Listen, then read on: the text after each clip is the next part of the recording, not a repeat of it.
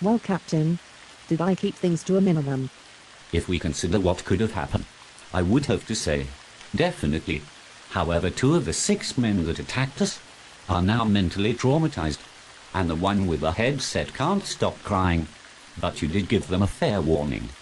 What about the fellow that couldn't stand up on his own?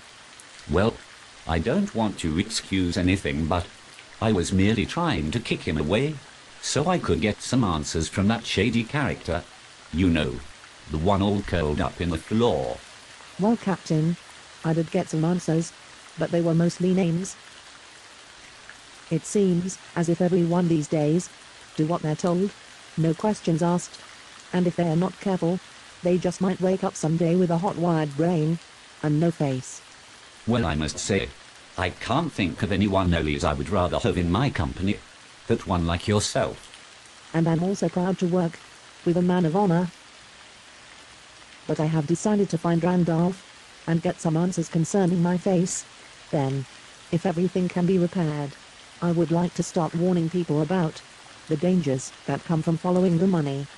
That sound wonderful, Nightmare, and I would be more than happy to assist you in confronting Professor Randolph, for it seems that he and I have more dilemmas than I care to admit. And that would be fine, Captain, because if I have to be repaired by Randolph himself, I will need someone there to make sure he does not try anything, like insert some type of override into my brain. Wait a minute, Nightmare. Why didn't I think of this before? Mr. Kennedy was talking about the hearing devices, and I am sure he said that they bond to human tissue. Just maybe he can help us with your face, more than Randolph.